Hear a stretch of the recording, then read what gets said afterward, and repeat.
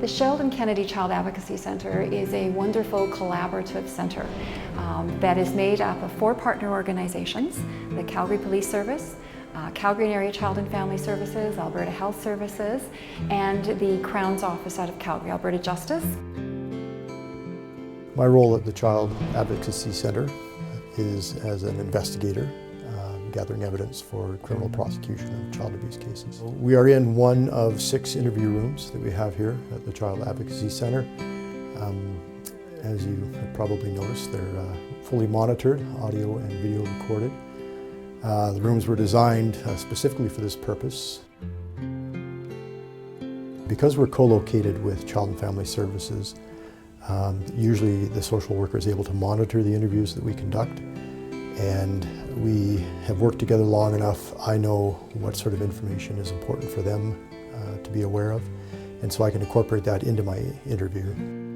Our job is to safety plan with the family to ensure that the child is safe after the incident, so no offenders are in the home, around the home, near the child.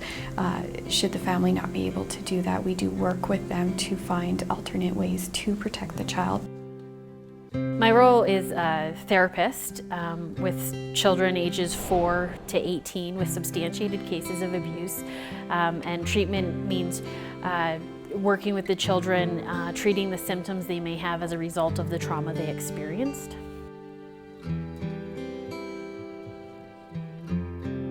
On this team, we're bringing in both the child and the mom, and at 0 to 3 months of age, these little babies are very vulnerable. They rely on an adult caregiver for everything: feeding, changing, emotional, bonding, attachment. So we're working with the families to figure out where they're at and what kind of supports they need.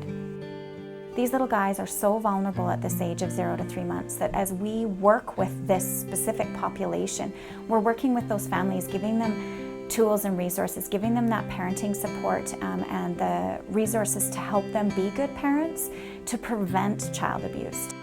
Since being under one roof, it's been made a significant change for all these families that we work with.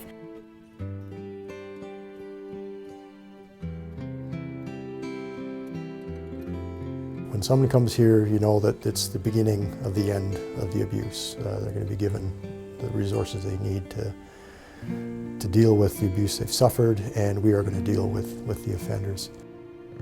This takes a whole community saying, you know what, this is not acceptable that this happens in our community for these children. And as a community, we need to take a stand here around making sure this doesn't happen.